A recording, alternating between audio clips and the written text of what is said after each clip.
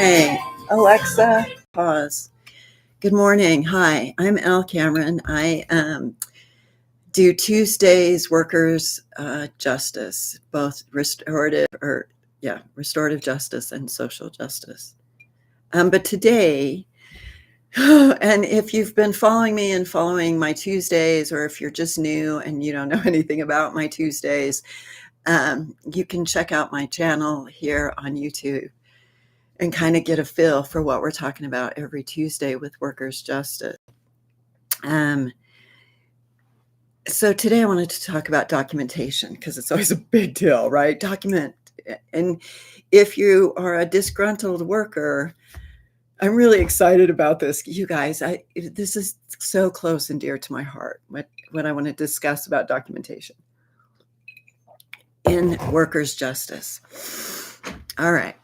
So I'm just going to get started. And again, thank you for joining. Thank you for watching for 20 seconds, whatever. It's all good. It's all good energy. And I am really grateful for this opportunity to share. All right. So documentation, let's start because we can look at it from both sides. So we can look at it from human resources side. We can look at it from the worker side. We could even look at it from the legal perspective. And I think, let me write that down because I can finish up with that. But if we start within an organization, right, and we start within that organization, hopefully they have some sort of human resource network. At least the workers have a supervisor. Let's go that far, okay? So workers have a supervisor, and maybe there's an HR within organizations. The larger organization is, the more likely it's going to have an HR.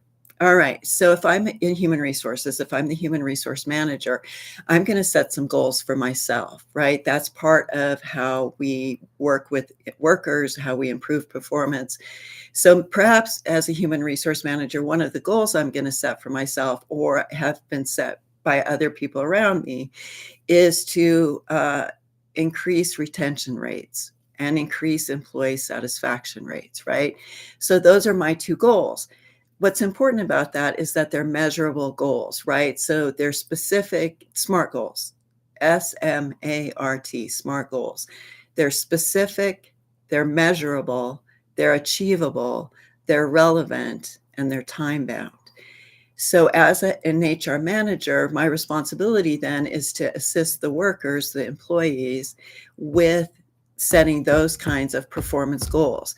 And maybe I sit down and I do that twice a year, maybe it's quarterly, depending on what the work is. It certainly should be at least once a year, but most likely twice a year.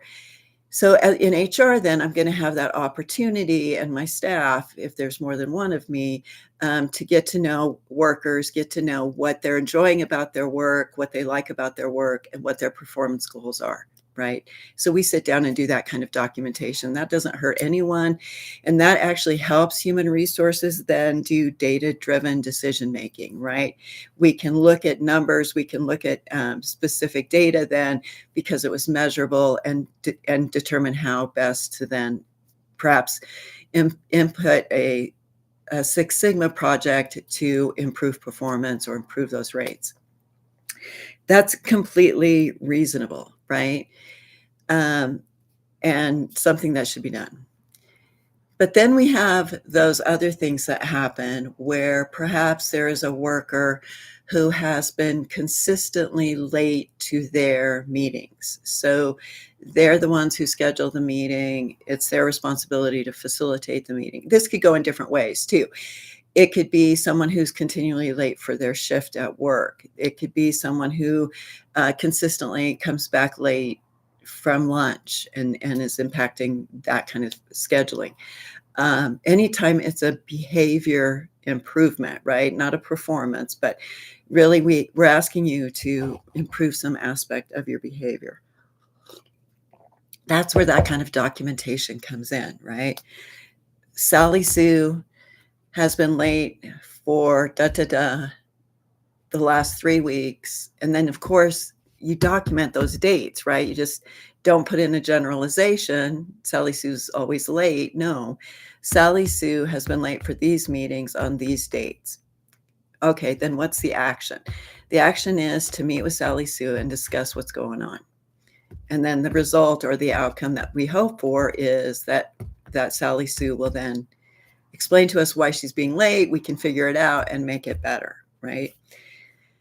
That documentation then also can add to like the file, because you want, before you do any kind of a write-up, a formal write-up, you first want to have a conversation that's documented. You want to have some sort of an agreement that's written so that you can put that in the file. Unfortunately, that affects that worker's reputation, and their one error kind of follows them wherever they go. Needless to say, we can talk about that and how to resolve that on a different call or a different Tuesday. All right. Here's what I want to caution about getting upset with people who are late for meetings or work or appointments, whatever it is. We don't know what's going on in other people's lives. So this is a story that I share. It's not my story. I have talked to the people, like I give homage to the people who this story is. All right. There was a woman, a mother. She had a young child. And excuse me. And she'd gotten a job in this organization. It was an attorney. So she got this job with this attorney, and it was going great. It was really doing good. And she also loved singing. She was a really good singer. And so she would sing at Old Chicago's on Friday night, right? And so all of this just to make money, like her and her husband and her small child. But she started being late to work, to the attorney's office, and she was consistently late and getting later and later and later. And finally one day, and the attorneys didn't know what was going on, they just knew she was being late. And so one day she comes in and they let her go. So she goes home. She is able to get to the restaurant and sing that Friday night. And her husband, who was abusive to her, who would stand in her way and not let her leave when she needed to go to work, would make it very difficult for her to sleep at night so that she could get up in the morning and be ready to work. That abusive husband went to that restaurant and shot her. I tell that story because if we don't hear the whole story, we make judgments and assumptions that may or may not be accurate, right? They rightfully made an assumption she didn't care. I mean, they made an assumption about her job. It wasn't rightful that she didn't care about her job, and or who knows what assumptions they made, but the assumptions they made led to her getting fired. That did not lead to her getting shot. Her husband, who was abusive, led to her being shot. So when we go in, right, we can't just assume, if we're an HR manager, we can't just assume that we know the story, because we don't know what's going on with that worker. So the first step then is just to listen, right? Just to listen and learn what's going on that you're late. What can I do to help you? What support can we offer you so that you're not late anymore? All right. And so can we anticipate that we won't be hearing about this again? All right. That kind of documentation makes perfect sense, right? Documentation on, like, we have a policy that 10 items go into this box before it's wrapped up and shipped out, right? And if you miss that, if you're 11 or if you're 9, that's documented, because we know that it has to be 10 to meet our quarterly goals, our quarterly production goals. So if you're consistently not being able to meet the 10 for whatever reason, that's something that needs to be documented, right? We need to know how we can improve your performance, what we can do to support you in getting better. All right, that's HR management, right? Now let me flip the side here, and there's the legal side too. And that's worker documentation. And again, like, this makes me really excited, because this is what I'm going to say. If you're a worker, don't document anything. It's not worth it. Okay. Okay. If we look at the US justice system, and I have before and I can again, The US justice system does not support the worker. This is actually just going to head right over to legal and then back. All right. A lot of times, so you can document stuff. It doesn't mean it's going to go anywhere, right? Oh, HR, this just happened. It's a friend of mine works for a low-income housing. So she works for low-income housing. She works in the office of this apartment building. And some of the people come in and mistreat her horribly, horribly. And they've mistreated her and others for a couple of years now. And her management group, when she's telling them about it, says, we'll document it and then we'll investigate. Waste of time. If your HR manager says, we'll document it and then we'll investigate it, don't bother. They're not going to investigate it. They already know the problem's there and they're not doing anything about it. Like, that's just straight up being honest, right? Don't waste your time.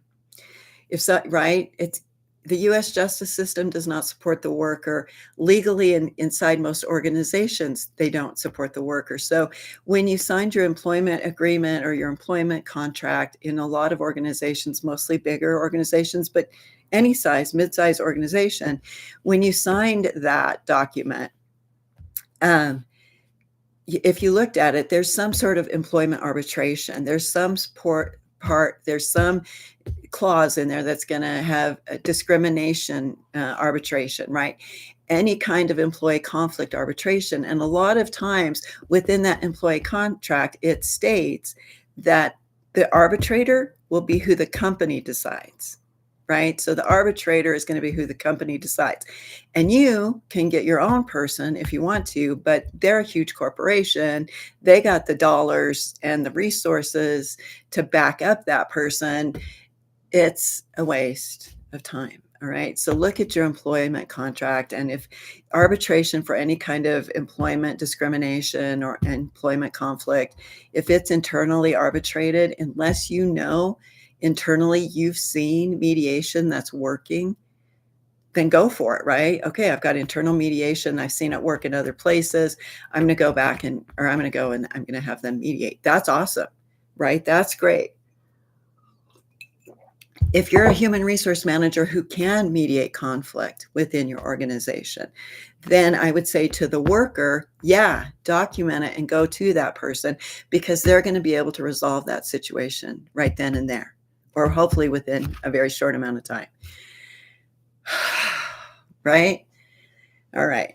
So legally, workers, not much chance of any kind of success. It's like less than 10% in any kind of arbitration, both through the courts, through the US justice system, or internally through organizations that have that written in, that arbitration is right within the organization.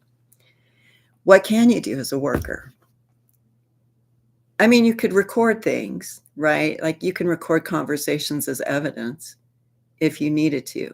So, all right, if you are being discriminated against, and there is a fine line. So, and there's an even finer line now with the EEOC. If you can go to the EEOC, Equal Employment Opportunity Commission, and they will investigate your claim of discrimination. That's when you want documentation, right? But even with the EEOC, they don't win in court, right? You know, right? I don't mean to be discouraging, but really, you've got to know what you want the outcome to be. If the outcome is money, like I'm going to sue them and get no, it ain't going to happen. You're going to lose more money and more time than you're going to make because less than 10% of workers' cases get settled, right? It's just not going to happen. That's why we have to look to social justice. That's why we have to look to restorative justice as workers. All right. And I'm not saying there's not a time to document, and what do you document? All right. So very specific actions and behaviors and dates and times, right? Joe came over to me, and I just make up names, guys. Joe came over to me on Tuesday, and said that this, and you have to be specific, this sexist comment to me or this ageist comment to me. and it has to be specific to what is considered discrimination. You would say that. You'd have to put down the time. You'd have to say if there were any witnesses around. Is this the first time, right? That's when you could document things. Again, unless you have an HR that's able to mediate right then and there, like whatever anybody says, no, we're mediating, right? It's your documentation. So that's my next thought, is that you write it out. Like if you want to write the frickin' angriest letter to your supervisor for being the biggest JA they can possibly be, go ahead. Like go ahead and write it. Just don't send it. Don't send it. Don't hold on to it. Don't read it over and over again. Just write it, get it out of your body, and then let it go. And then if you want to do anything, if you want to document anything as a worker, document the things you like about your job. Document, like write down. I do this instead of documenting things, right? Or doodle. Like say you're in a meeting, you're still feeling emotion, just doodle, write what you like. I like that this meeting room has big open windows. I like that the hallways are big. I like that the bathroom has flowers in it. Like just if you feel like as a worker, you need to document something, document how much you like your job, the things you like, the people you enjoy talking to. That will just make you feel better, which might actually resolve some of the situation. All right, here's my story with why, the biggest reason why I feel this way. Again, thank you for stopping by for just a second if you want to. This informs my work around social and restorative justice for workers. That's why I'm sharing it.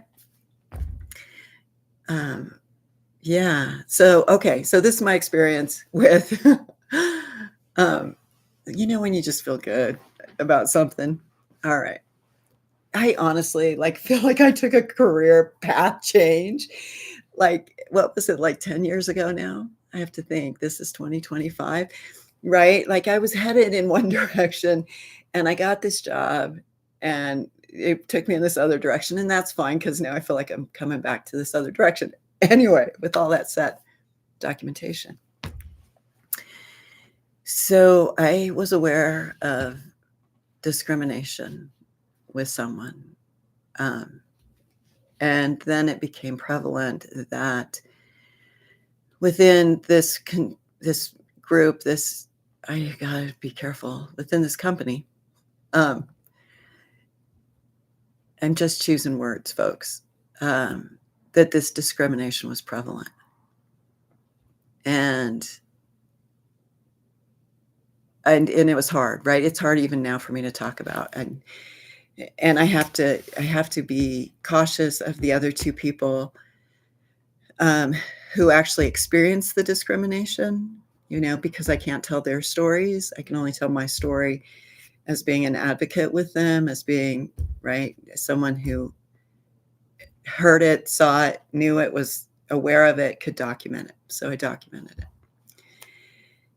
it. This was at a time when Black Lives Matter, we were told we couldn't say it. So similar to what's going on with diversity, equity, and inclusion, and there are certain words you can't say. There were certain words, those were 3 words we could not say, which did not make sense to me. Still doesn't, right?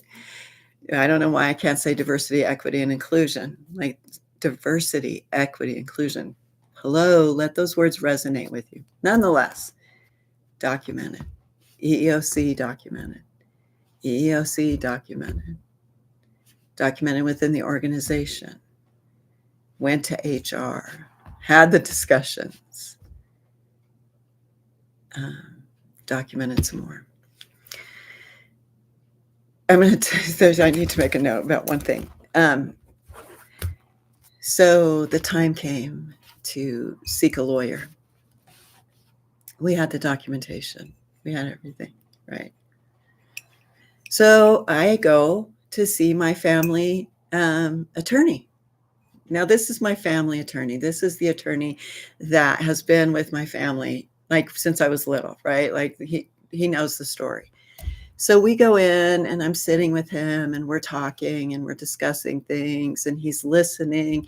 He's like getting the story and he's feeding on it, right? And he understands the story of this discrimination that happened with these two people and how I'm an advocate and how we've done all these steps and now we're considering pursuing legal action. And he sits with me and he shares other stories.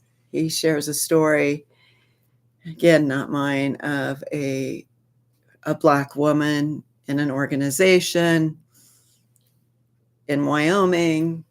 She's called derogatory names. She's called derogatory terms. She documents it.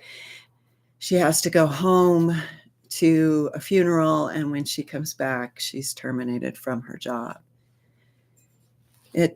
Because within the organization itself, they had this legal arbitration, she had no real recourse. And she went and sought a lawyer, this family attorney, who did everything he could. But it wasn't enough. And she didn't get full. So that's the thing about what the legal system is supposed to do when you go to sue for money, right? Something has happened. So in malpractice, something has happened in your life. So your life was going along like this. Something happened, a medical emergency, something else, and now you're empty, right? And you go to seek legal recourse and financial support that will make you full again. That is why you would go to sue somebody. And for workers, it's just not something that's going to happen, not frequently anyway. Less than 10%. So we sat there and we had that discussion. We talked about that, right? And then there were some other stories. He shared multiple stories, and he looked at me and he said, as your attorney, we know we have this history. He said, it's going to be a waste of your time. It's going to be a waste of your money. You're not going to get the results from it that you think you want, and you're better off not doing it. Social and restorative justice, because the U.S. justice system does not work for workers. It just doesn't. When Bernie is his first name, when we finished the conversation, I looked at him and he looked at me, and he, and I said, okay, I don't need to do that with my life. I don't need to spend my life in a courtroom, spending money in a courtroom that's not going to see me. It's never going to see me. Not the way it is right now. I shouldn't say never, but as it is right now, it does not see the worker. And that's what informs my work around restorative and social justice for workers. That's hard to hear, that the lives that are ruined because HR does what it does and can hurt people and cause harm rather than help. All right, that's today's episode. I'm going to do some shorts, some short videos. I'm really excited about this. It's just, as you stayed with me, thank you. I've been doing some short videos. I'm kind of getting the knack of it, kind of getting a feel for how I want to keep doing those. So I'm going to see how that goes. I have some other work to do today. Tomorrow and I have my coursework. It's also on my YouTube channel. So my coursework around restorative justice, that's kind of my first draft. So I do want to tweak those and make those better. And we'll continue to build on being able to present that kind of at workshops. So that's next. Tomorrow's Wackadoodle Wednesday. I haven't even looked at the news, so I don't know yet what's going on. I know the feds are meeting tomorrow. Again, what data? Data-driven decisions. What data are they going to use to drive the decisions? I don't know either. And let's see, Friday, Compassionate Fridays. This Friday, this is really tough, but we're going to talk about assisted suicide, compassion for suicide. I know that's not easy. Like, that's a tough topic, but it's very real. And don't worry, folks, I'm fine.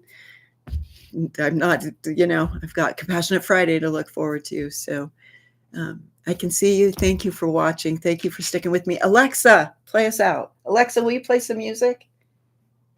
Sure, here's a custom mix just for you.